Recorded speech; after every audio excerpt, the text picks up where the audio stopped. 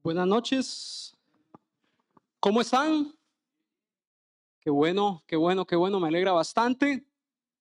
Ahora dijeron que levantaran la mano quienes nos visitaban por primera vez. O yo estoy aquí por primera vez, o más de uno no levantó la mano. O tal vez han venido 2 veces o 3 y ninguna las he visto. Pero estoy viendo un montón de caras que no reconozco. Mucho gusto, mi nombre es Fabián y tengo el privilegio, responsabilidad de compartir hoy la palabra.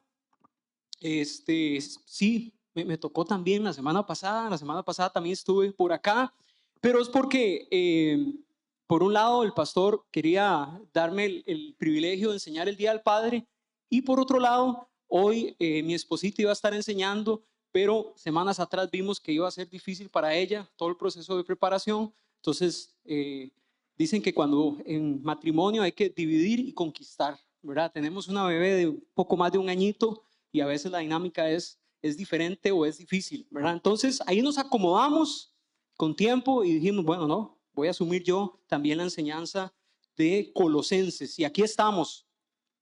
En este proceso de preparar 2 mensajes seguidos, me puse a pensar demasiado en nuestro pastor David y en el trabajo tan grande que es hacerlo, ¿verdad? Normalmente he tenido la responsabilidad de enseñar acá como cada 5 o 6 semanas. Lo más frecuente fue como 3, 4 semanas, pero hacerlo una semana y luego la otra, de verdad que es cansado, es bastante trabajo, y yo quiero honrar públicamente a nuestro pastor David, que él normalmente lo hace así, ¿verdad? Constantemente y con la misma pasión, la misma entrega, el mismo esfuerzo, la misma responsabilidad, y de verdad que es de honrarlo. Y bien, hoy vamos a estar en la carta a los Colosenses. Vamos a hacer esta serie sobre esta carta que tiene 4 capítulos. No vamos a hacer necesariamente un verso a verso, ¿verdad? No, tal vez no es el espacio como para ir versículo a versículo, frase a frase, pero sí queremos extraer de cada capítulo las enseñanzas principales que estos nos transmiten en 2 líneas. Una, todos como iglesia que somos, como cuerpo de Cristo, como parte del movimiento discípulos de Jesús, y por otro lado, enfoques y aplicaciones personales. Entonces yo le pido que durante todo el tiempo que estemos hablando hoy, esté pensando siempre esas 2 cosas. Por un lado, ¿qué aprendo yo para mi vida? Y por otro lado, ¿qué aprendo en relación a lo que somos como iglesia? ¿Está bien? Y bueno, esta carta, como lo dice el nombre, va dirigida a la iglesia que estaba en Colosas. Vamos a ver por ahí un mapita, solo para tener la perspectiva de dónde estaba Colosas, justo ahí donde está el marcador. Tal vez no se alcanza a ver muy bien, pero Colosas está en lo que era la provincia de Asia, ¿verdad? Y muy cercano a Colosas estaba Éfeso, que es un lugar muy conocido donde Pablo visitó bastante en el segundo, tercer viaje misionero. Y también está cerca la Odisea, que es una de las 7 iglesias a las que el Señor le manda cartas en el libro de Apocalipsis. Esta es Colosas. Esta carta se dice que es escrita entre el año 60 y año 63 después de Cristo. Lo que los teólogos están, ¿verdad?, en acuerdo es que Pablo lo escribe desde Roma cuando estaba en una especie de casa por cárcel. Eso lo podemos ver en Hechos capítulo 28. Pablo es apresado en Roma y está en la casa, una especie de casa por cárcel. Ahí llega Epafras, que es el encargado de esta iglesia en Colosas, que es como quien dice el pastor o el anciano que está a cargo. Él llega donde Pablo, le cuenta de lo que está pasando, y esto motiva a Pablo a enviar la carta. La carta la envía con Tíquico, con Onésimo, eso lo pueden leer ustedes en la carta a los Colosenses. Y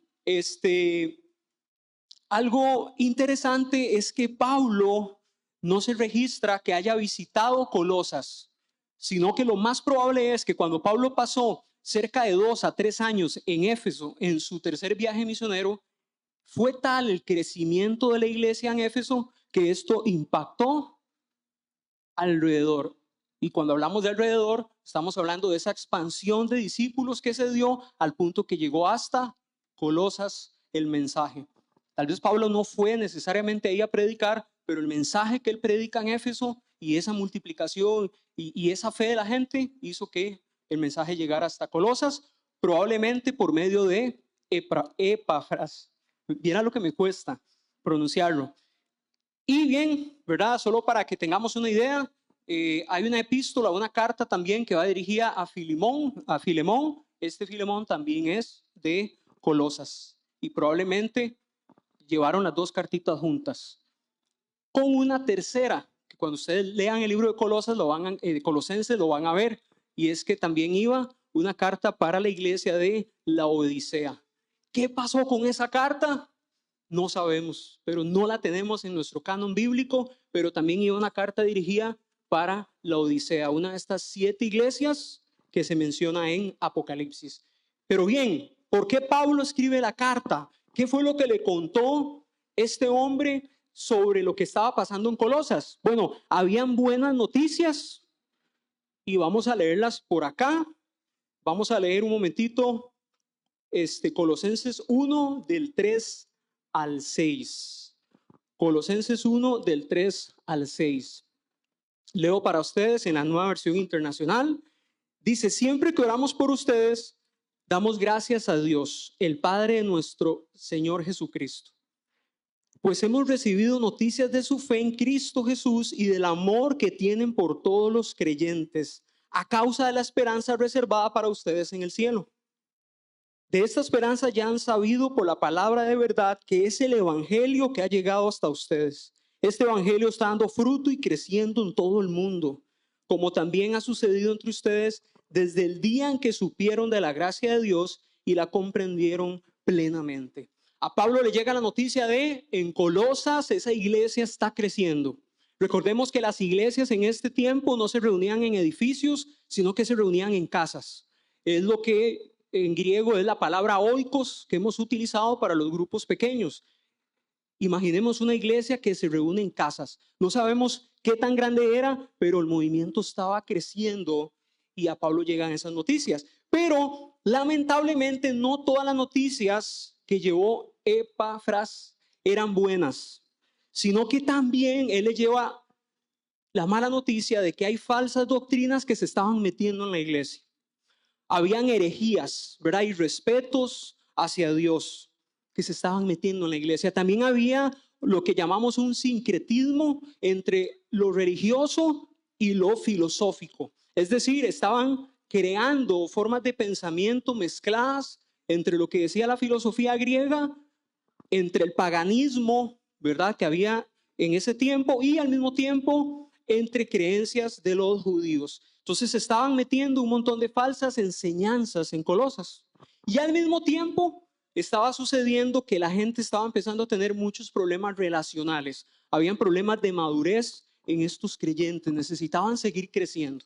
Y por eso en la carta ustedes van a encontrar que Pablo da consejos muy prácticos de cómo debe ser el matrimonio, cómo inclusive deben tratarse un amo, un siervo, y así vamos a encontrar un montón de directrices muy específicas por estos casos que se estaban dando.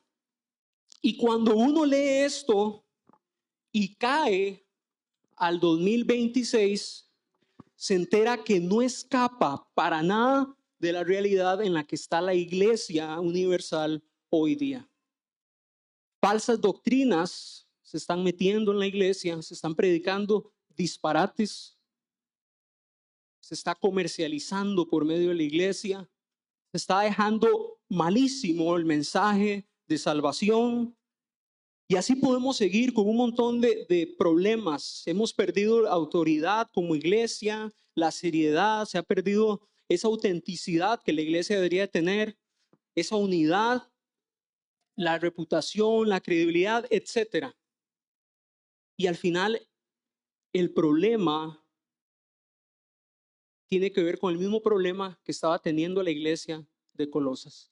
Y es lo que Pablo quiere atacar en el capítulo número 1. Y tiene que ver con que se estaba desplazando a Jesús como el autor consumador de la fe. Se estaba desplazando a Jesús como aquel que es supremo, como aquel que es el iniciador de todo, como aquel que es anterior a todo, como aquel que es la cabeza, como aquel que es la imagen de Dios mismo. La iglesia de Colosas estaba cayendo en esa duda y ya no estaban viendo a Cristo de la manera en la que tenían que verlo. Una de las tantas doctrinas falsas que habían apuntaba a que Jesús había sido simplemente humano. Y Pablo apunta en el capítulo 1 y dice, no, recordemos la supremacía de Cristo. Y si nos venimos al día de hoy, estamos ante el mismo problema. La iglesia a nivel universal está sacando a Cristo de la ecuación. Hoy en día hay muchos lugares donde la cabeza no es Cristo, es una figura pública, es un edificio, es el dinero, es la fama, es una doctrina, es una denominación, y Cristo no lo estamos viviendo como la cabeza de la iglesia, como el primero, como el supremo que Él es. Y eso nos hace perder la relevancia que como iglesia tenemos que tener. Estamos perdiendo la identidad, quiénes somos como iglesia, y estamos perdiendo la finalidad, para qué somos iglesia. Y en el capítulo 1, Pablo nos va a recordar a Cristo para que volvamos a la esencia de lo que somos. Oremos y vamos a estudiar esto y que sea el Señor el que nos hable en esta noche. Padre, gracias por la oportunidad de compartir tu mensaje. Gracias, Dios, porque podemos encontrar en tu palabra el consejo, podemos encontrar en tu palabra la dirección, la guianza que necesitamos. Hoy te pedimos, Señor, que nos hables, que nos retes, que nos confrontes, pero también, Dios, que podamos con claridad ver a Jesús, no solo en el texto, sino ver a Jesús en la iglesia, ver a Jesús en nuestras vidas y ver a Jesús en todo lo que somos, en todo lo que hacemos, en todo lo que tenemos. Hoy te pedimos, Señor, que esta palabra que es viva y eficaz, de nuevo nos hable a nuestros corazones y que en el caso mío simplemente pueda ser una herramienta para comunicar el mensaje que has preparado este fin de semana. Te damos gracias, Señor Jesús. Amén y amén.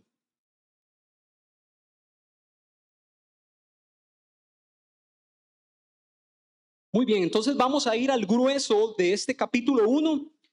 Vamos a ir a lo, diría yo, como a la carnita que tenemos ahí en el texto.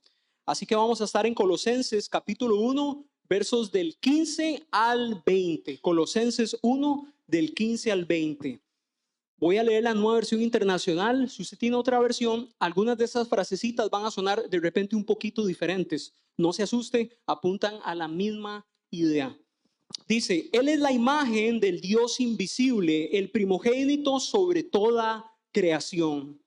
Porque por medio de Él fueron creadas todas las cosas en el cielo y en la tierra, visibles e invisibles.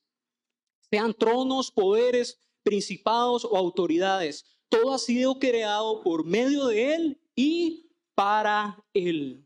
Él es anterior a todas las cosas, que por medio de Él forman un todo coherente.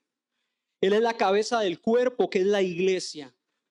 Él es el principio, el primogénito de entre los muertos, para ser en todo el primero. Dice el verso 19, porque a Dios le agradó habitar en él con toda su plenitud y por medio de él reconciliar consigo todas las cosas, tanto las de la tierra como las del cielo, haciendo la paz mediante la sangre que derramó en la cruz. Todo esto que acabamos de leer son cualidades de Cristo Jesús, aquel que es supremo. Y por eso normalmente nuestras Biblias traen como titulito la supremacía de Cristo. No siempre esos versículos a veces dan en el clavo. Recordemos que esos títulos han sido puestos por eruditos y a veces el tema no es tan cercano a lo que dice el título. En este caso, este título a mí me fascina. La supremacía de Cristo. Y por eso el mensaje de esta noche se llama por medio de Él y para Él. Todo apunta a Cristo. Una iglesia que no predica a Cristo es una iglesia que tiene su brújula perdida. Una iglesia que no vive a Cristo es una iglesia que está perdida. Una iglesia que no apunta a ser como Cristo es extraviada. Por eso usted se dará cuenta que acá enseñamos constantemente de Cristo Jesús, el autor y consumador de nuestra fe. No vamos a hacer un estudio exhaustivo de todas las cualidades, sino que por ahí las extraje y les hice un listado de qué cualidades son las que este pasaje nos está hablando. Esto es tema para un estudio donde después podemos masticar más a fondo, pero por ahí son 10 cualidades y voy a leerlas para ustedes. Una es la imagen de Dios. Por eso Jesús le dijo a los discípulos, si me han visto a mí, han visto al Padre. Número 2, Él es el primogénito de la creación. Eso no quiere decir que Él es el primero en ser creado. Jesús no fue creado, Él existe desde el inicio junto con el Padre y el Espíritu Santo. Esta idea de primogénito tiene que ver con dos cosas. Preeminente, es decir, está anterior. Preeminente tiene que ver con el hecho de que siempre será el primero, y preexistente con lo que les decíamos. Está desde ese momento que nosotros no podemos entender, junto al Padre y al Espíritu Santo. Él es preexistente. Jesús no empezó a existir cuando nació. Existe desde siempre. Número 3, todo fue creado por medio de Él y para Él. El texto en Juan 1 también nos habla de que Jesús es partícipe completamente y activo de la creación. Todo fue creado por medio de Él y para Él. Número 4, le da coherencia a todo lo que existe. Leímos que en Él todo llega a tener una coherencia. Él es el que arma, el que le da sentido a la iglesia. Por eso si Cristo no está en la iglesia pierde sentido. Si Cristo no está en nuestra vida pierde sentido. Si Cristo no está en nuestra familia pierde sentido, porque Él es el que le da coherencia a las cosas. Número 5, Él es la cabeza de la iglesia. Es la piedra angular sobre la cual está sostenido esto que somos nosotros, iglesia. Cuando dice la cabeza, tiene que ver con autoridad. Número 6, es el primogénito de la resurrección, es decir, es el primero en resucitar, y eso hace que nosotros resucitemos espiritualmente con Él. Si Jesús no hubiera resucitado, dice la Biblia, vana sería nuestra fe, porque hemos depositado la fe en que Jesús murió, pero también resucitó, y de esa forma venció a la muerte. Súper.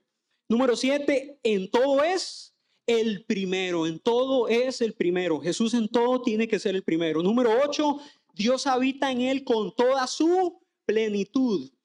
Esas teorías falsas de que Él fue solamente humano son completamente mentiras. La Biblia dice que Él habita, o que Dios habita en Jesús con toda su plenitud. Número 9, Dios reconcilia todas las cosas por medio de Él. Dice el texto que Dios quiso a través de Jesús reconciliarse con nosotros. Nosotros somos los infractores y Él se acerca a otorgarnos perdón, a reconciliar nuestra relación con Él por medio de Jesucristo. Y número 10, su sangre derramada es la que trae la paz delante de Dios. Dice el texto que sin derramamiento de sangre no hay perdón de pecados. Era necesario que el corderito muriera para el perdón de pecados, por lo tanto era necesario que el Cordero de Dios que quita el pecado del mundo muriera, derramara su sangre para otorgarnos paz delante de nuestro Dios. Ese es el milagro, es el sacrificio que se hizo una vez para siempre. Vean qué rico esto. Les invito a estudiar a fondo a Cristo Jesús. Les invito a ir a la palabra y escudriñar y aprender quién es Él. Ahora, ¿cómo impacta esto nuestra vida? ¿Dónde tenemos que ver la supremacía de Cristo en la iglesia? ¿Dónde tenemos que ver esto aplicado en nuestras vidas? Hoy vamos a compartir 3 evidencias o 3 verdades que deberían guiar lo que somos como iglesia y que deberían guiar lo que somos como hijos de Dios, como discípulos discípulas de Él. Y lo primero que quiero compartir con ustedes, que no se nos puede olvidar jamás, es que Jesús es el autor de nuestra salvación. Jesús es el autor de nuestra salvación. Dice la Biblia que nosotros somos incapaces de salvarnos a nosotros mismos. No podemos. Sino que es Jesús, que es por medio de Él que nosotros somos reconciliados con Dios. Vamos a volver al texto y vamos a leer un par de versículos que ya habíamos leído. Colosenses 1, versos 13 y 14. Dice, Él nos libró del dominio de la oscuridad y nos trasladó al reino de su amado Hijo, en quien tenemos redención y perdón de pecados. Dice que nos libró del dominio de la oscuridad. Jesús nos ha librado del pecado, de la esclavitud del pecado. Y en su lugar dice que nos trasladó al reino de su amado Hijo. Algo que aprendí en estos días, estaba leyendo un comentario bíblico donde explicaban que esta palabra trasladó en griego, no recuerdo cómo era, pero en griego tiene que ver cuando un reino llegaba, un imperio llegaba y conquistaba otro. Cuando dice trasladó, es literalmente cuando ellos agarraban prisioneros a todas las personas que habían en ese lugar y se las llevaban exiliados a su lugar. Por ejemplo, cuando Babilonia llegó a Jerusalén, se llevó exiliados a un montón de israelitas, o cuando los asirios lo habían hecho anteriormente con el reino del norte. De ahí viene la palabra trasladó. Pablo está utilizando ahí palabras que la gente entiende porque tienen que ver con lo que han vivido. Eso es lo que Jesús hizo, nos arrebata de las tinieblas, de la oscuridad, de la esclavitud del pecado y nos traslada, nos lleva con Él a su reino, un reino de amor, un reino de verdad, un reino de gracia, pero un reino también donde espera de nosotros santidad, crecimiento, madurez. Dice que en Él tenemos redención y perdón de pecados. Redención es otro término que tiene que ver con esto mismo. Redención es cuando había una persona que era esclava de otra y yo llegaba y pagaba el precio de su libertad. Yo lo redimía y ahora yo le decía, eres libre. Yo pago el precio de tu esclavitud y quedas libre. También Él hizo eso con nosotros. Por eso hay una canción que dice, esclavos por amor, precio de sangre. Jesús por mí pagó. No sigo cantando porque no canto bien. Eso fue lo que Jesús hizo, ¿verdad? Él pagó ese precio.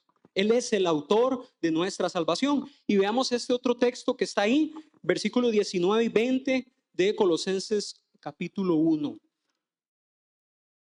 Ya lo leímos también, porque, o más bien el que habíamos leído es este, el anterior no. Dice, porque a Dios le agradó habitar en Él con toda su plenitud y por medio de Él reconciliar consigo todas las cosas, tanto las de la tierra como las del cielo, haciendo la paz mediante la sangre que derramó en la cruz.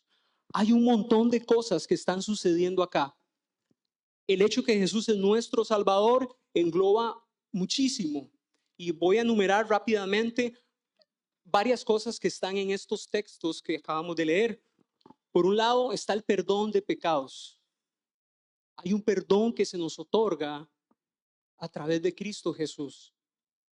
Por otro lado está la libertad, lo que hablábamos. Éramos esclavos del pecado y Él nos hace libres. Eso implica una transformación. Por otro lado, hay otro versículo que no lo puse ahí, pero ustedes que van a ir a leer mañana, Colosenses 1, lo van a ver. Habla de que somos partícipes de la herencia. Es decir, no solamente nos salva, nos rescata, nos perdona, sino que nos hace parte de su reino y nos dice, ahora pueden participar y gozar de la herencia que ese reino trae. Por eso dice la Biblia que ahora en Jesús tenemos vida y vida en abundancia. Después otro término que está ahí es redención, que ya explicábamos, ¿verdad? Lo que significa, lo que hablábamos también de ser trasladados ahora al reino de Jesús. y también estos textos nos hablan de reconciliación. Cuando una relación o cuando dos personas se reconcilian, cuando su relación estaba mal, ¿cierto? Cuando su relación estaba quebrada, hay un proceso de perdón, de sanidad y por último llega la reconciliación. Eso es lo que ha hecho el Señor Jesús con nosotros. Es todo un proceso de arrepentimiento, perdón de pecados, redención, transformación, y eso conlleva a esa reconciliación delante de Dios. Todo eso a través de su muerte en la cruz y su resurrección. Eso lo hace el autor de nuestra salvación. Y ahí quiero compartir con ustedes algunas preguntas que venían a mi mente. ¿Qué significa entonces para mí ese regalo de la salvación? ¿Será que vivo la libertad que el Señor me ha otorgado? O sea, ¿mi vida demuestra libertad o mi vida demuestra esclavitud? ¿Con mi vida demuestro que he sido reconciliado con Dios o más bien demuestra que estoy siempre mal con Él, separado, alejado? ¿Será que no me siento entonces reconciliado con Dios? Entonces, ¿sobre qué he depositado mi fe? Recuerden que el enemigo va a venir a atacar esto una y otra vez. Al enemigo le interesa que usted y yo no creamos que Jesús ya pagó el precio y que somos perdonados, reconciliados a través de Él. Él va a atacar esto una y otra vez. Hay un término que se utiliza en consejería, en psicología, tal vez muchos de ustedes lo conocen, y es la indefensión aprendida.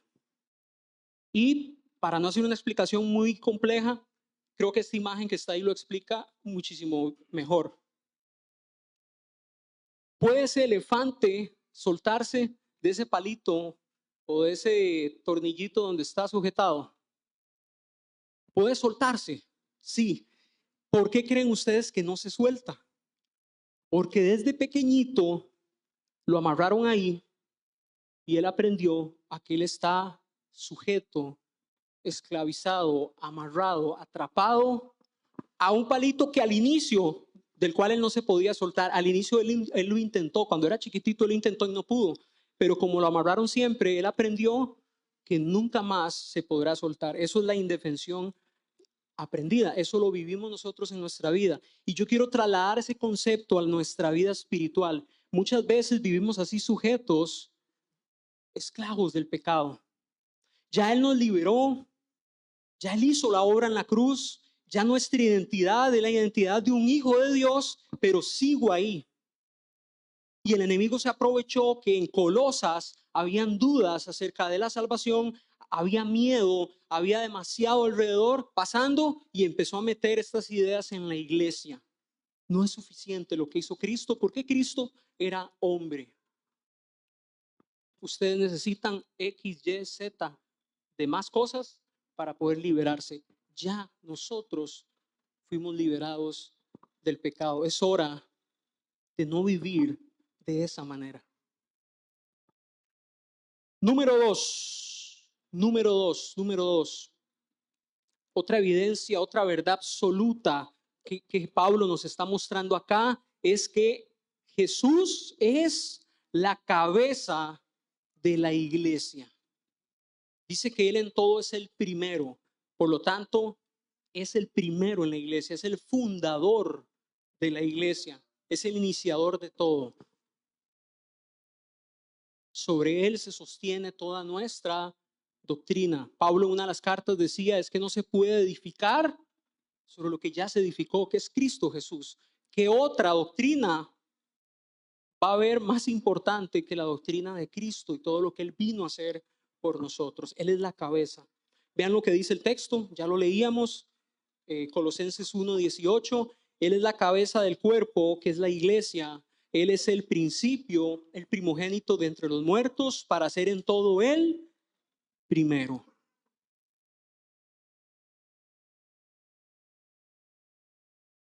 Y a lo largo del capítulo 1, Pablo reta a la iglesia a vivir cualidades que demuestran que una iglesia tiene a Jesús en el centro. Él o motiva o felicita a la iglesia por estar viviendo cualidades que demuestran que Jesús es la cabeza. Y enumeré algunas para ustedes. De nuevo, ustedes tienen la tarea de ir al texto. Una característica es la multiplicación. El texto habla de que la iglesia estaba dando fruto y estaba creciendo en todo el mundo. Por eso el evangelio llegó a Colosas sin necesidad que Pablo, que era el apóstol en ese momento trabajando, más todos los demás apóstoles, no hayan ni siquiera ido él. ¿Por qué? Porque la iglesia estaba creciendo. También Pablo habla de exaltación. Él dice que da gracias con alegría al Padre. Él sabe que toda la gloria es para el Señor y hay una exaltación a Dios por lo que está haciendo. Hay unidad también en la iglesia. Dice que dentro de las noticias que recibieron de su fe, también recibieron noticias del amor que tienen entre todos los santos, entre todos los creyentes. Había unidad. Aún en medio de todo lo que estaba pasando, ellos intentaban esa unidad. Y algo clave que esta iglesia tenía y que Pablo les motiva a tener también es a proclamar el evangelio. Pablo cierra el capítulo 1 diciéndoles: proclamamos a Cristo, aconsejando y enseñando, con toda sabiduría a todos los seres humanos. Se los reta a multiplicarse, a exaltar al Señor, a mantenerse unidos y proclamar el evangelio constantemente. Esas son algunas de las tareas que tiene la iglesia. Entonces, de nuevo, yo creo que no sé si ya los cansé con eso y cada vez que estoy aquí yo creo que lo digo. La iglesia es mucho más que venir el fin de semana acá. Por favor, es mucho más que eso. Lo que hacemos aquí es una celebración de todo lo que como iglesia estamos haciendo entre semana. Una cosa es ir a la iglesia, es decir, una cosa es ir a la reunión y otra cosa es ser iglesia. Acá necesitamos que todos seamos iglesia. Y ser iglesia implica multiplicarse, ser iglesia implica exaltar al Señor, ser iglesia implica tener unidad, ser iglesia implica predicar el evangelio. Y ahí es donde nos cae de nuevo la pregunta: ¿estoy viviendo esto? ¿O es tarea nada más de David Chavarría y el otro pelón que enseña ahí?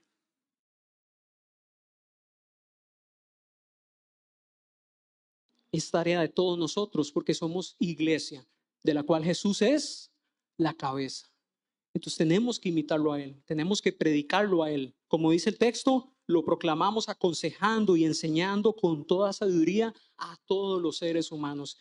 Tenemos que ser iglesia aun cuando no estamos dentro de este lugar. Cuando estamos en el trabajo, cuando estamos en el supermercado, cuando vamos en el bus, cuando estamos siendo personas normales y corrientes, ahí tenemos que ser iglesia, mostrar a Cristo, expandirnos. ¿Por qué esta iglesia se expandía y crecía tanto? Porque esta iglesia vivía ese evangelio constantemente en su vida cotidiana. Recuerden que no tenían edificios donde se reunían todos juntos, lo hacían en casas, partían el pan, tenían todo en común, se reunían, estaban en una vivencia de iglesia. Por favor, involucrémonos en lo que como iglesia queremos hacer para que se note que Cristo es la cabeza de este lugar.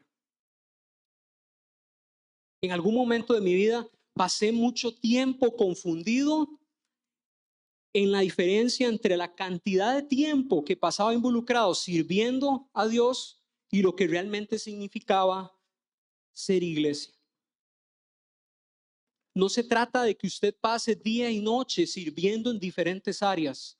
Se trata de que en su corazón usted esté claro que está cumpliendo con el mandato que Jesús le dejó a la iglesia: ir y hacer discípulos a todas las naciones.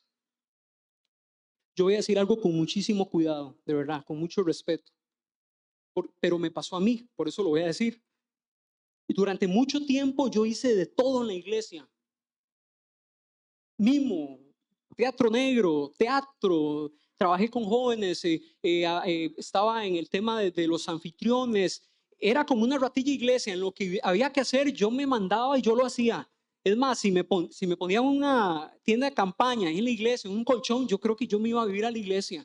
Yo pasaba del colegio directo a la iglesia y así era entre semanas, así era los fines de semana. Y eso es bueno en el sentido de que está uno aprendiendo muchísimo de otras personas, está uno involucrado, pero pasaban los años y yo no estaba haciendo discípulos, no me estaba multiplicando, no estaba predicando el evangelio. Yo estaba en el colegio calladito, nadie sabía que yo era creyente, a menos que me preguntaban.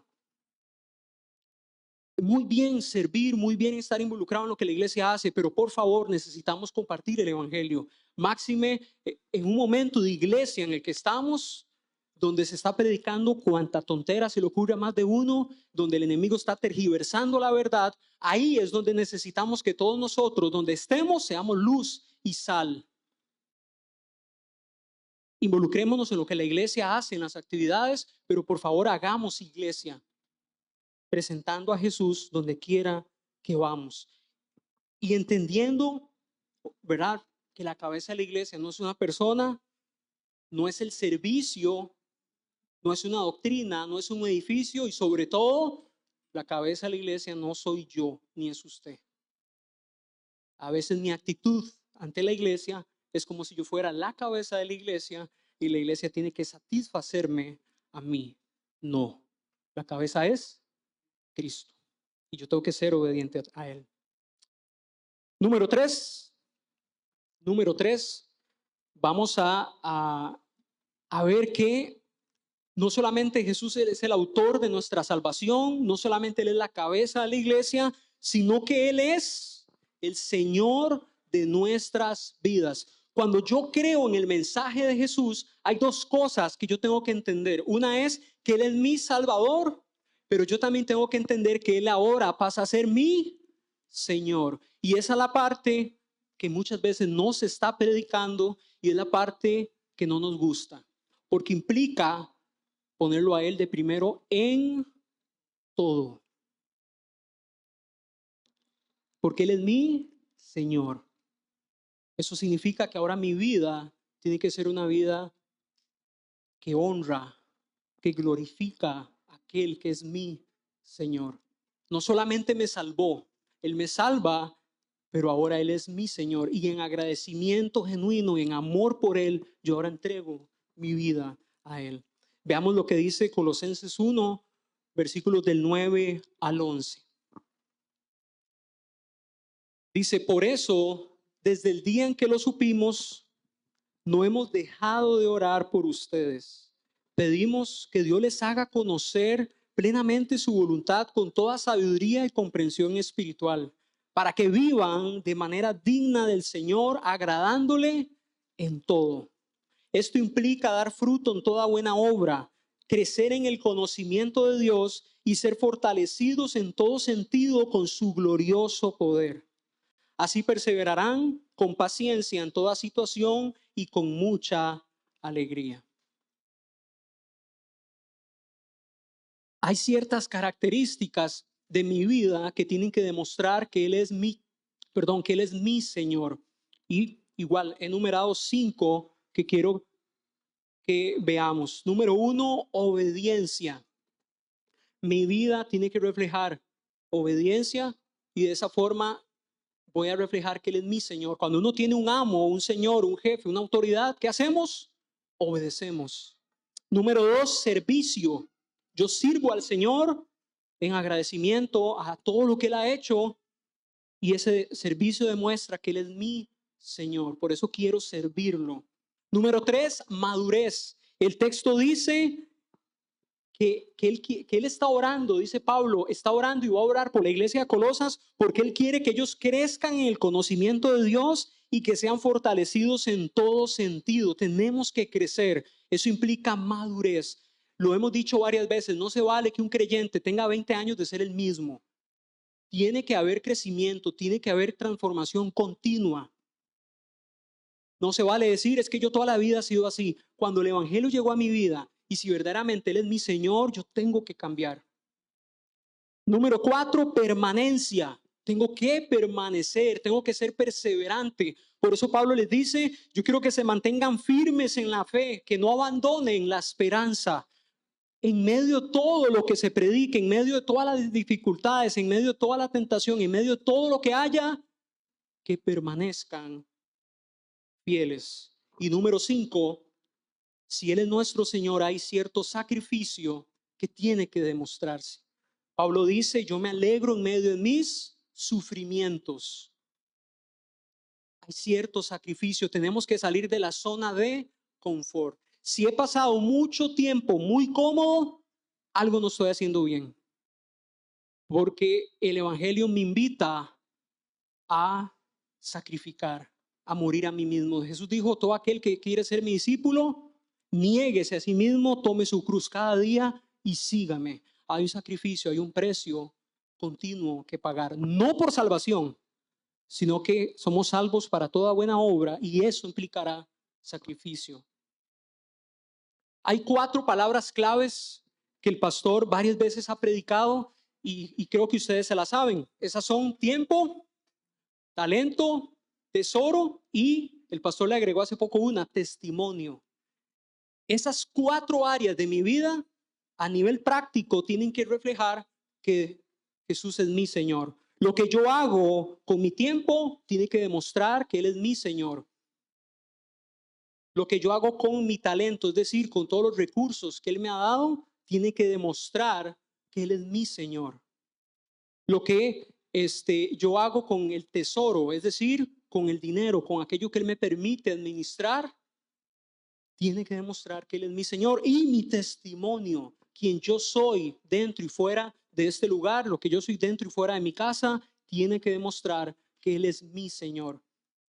A veces, si hacemos un escaneo de esto, de repente estas cosas están demostrando que el dinero es mi Señor, que el trabajo es mi Señor, que mi matrimonio está por encima de Jesús, que el pastor está por encima de Jesús, que el edificio está por encima de Jesús, que la iglesia está por encima de Jesús. Y ahí es donde tenemos que detenernos a analizar el tiempo, talento, tesoro y testimonio de mi vida.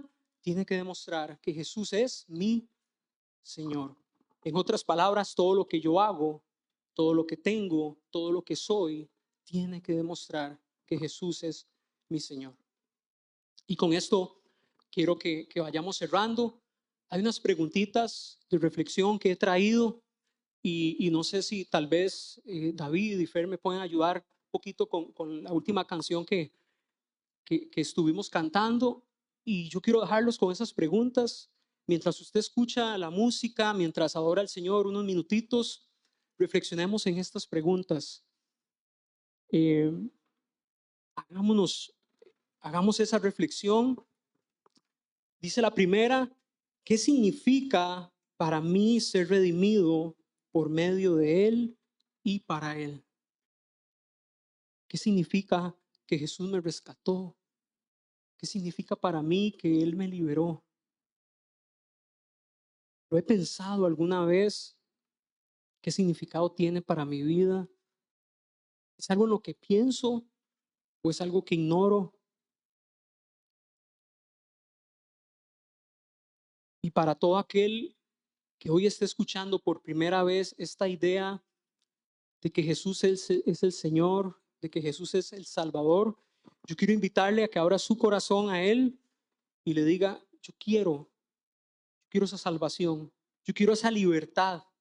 Todo aquel que dice, es imposible, no puedo, llevo años luchando con esto, yo quiero invitarle que vaya a Jesús y le diga, Jesús, yo quiero la libertad que tú das.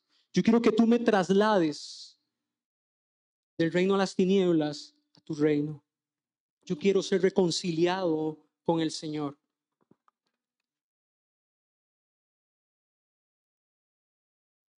Y también que usted pueda preguntarse, ¿cómo puedo a partir de hoy vivir de tal manera que demuestre que vivo por Él y para Él? ¿Qué cambios tengo que hacer? ¿Qué tengo que modificar en mi vida para que mi vida demuestre que Jesús es mi Señor? ¿Y cómo soy parte de una iglesia que hace todo por medio de Jesús y para Jesús. ¿Cómo puedo involucrarme en esa iglesia que es la iglesia de Cristo Jesús? Mientras usted sigue reflexionando, adoremos al Señor en esta noche.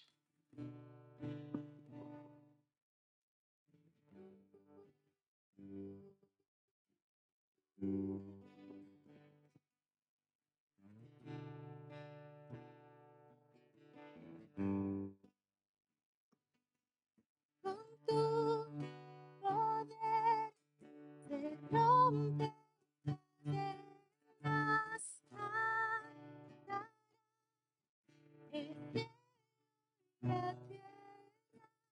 Santo eres Jesús, santo es tu nombre, Cristo, Cristo, Cristo. Dígase una vez más. Con tu poder rompe cadenas, andará en Santo eres Jesús, santo es tu nombre, Cristo, Cristo, Cristo, y ven a adorar que resucitó, la luz del mundo que nos rescató. Hay otro nombre igual, no hay otro nombre igual. Cristo nuestro Dios, el vencido que a la diestra está.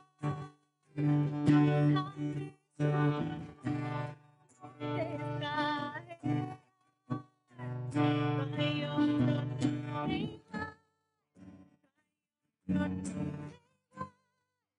hay otro nombre igual. Jesús. No hay otro nombre como el tuyo, Señor. Tú eres nuestro Salvador, eres quien nos reconcilia con Dios, eres quien nos perdona, eres aquel que nos ha redimido. Y hoy, Jesús, queremos vivir esa libertad. Hoy queremos ser partícipes de esa herencia a la cual nos invitas. Hoy queremos ser parte de tu familia, de tu reino. Tú eres nuestro Señor y queremos vivir de una forma en que todo lo que somos, todo lo que hacemos, todo lo que tenemos demuestre que tú eres mi Señor. Perdónanos por todos los momentos donde hemos puesto de número uno cualquier otra cosa. Hoy queremos pedirte que nos ayudes a acomodar nuestras prioridades de tal forma que tú seas en todo el primero, que tú seas el primero en mi día, que tú seas el primero en todo lo que hago, que tú seas el primero en la iglesia, que tú seas el primero en mis sueños, en mis metas. Señor Jesús, que tú seas el primero en mi matrimonio, en mi familia, en mi vida. Que tú seas el primero en la carrera profesional, en el trabajo, en todo aquello que me permites hacer, tener. Que tú seas el primero, Señor Jesús. Y ayúdanos a ser una iglesia de la cual Cristo Jesús es la cabeza. Aquel que es el único camino, la única verdad, la vida. Gracias, Señor Jesús. Entregamos todo lo que somos delante de ti y te pedimos que continúes trabajando directamente en cada uno de nuestros corazones, mostrando, haciendo un escáner y mostrando aquello que necesitas, que quieres que modifiquemos, para que a partir de hoy, Señor, nuestra vida demuestre que tú eres nuestro Salvador, nuestro Señor, y que eres la cabeza de la iglesia, la cual somos parte. Te damos gracias por todo, Señor Jesús. En tu nombre oramos. Amén.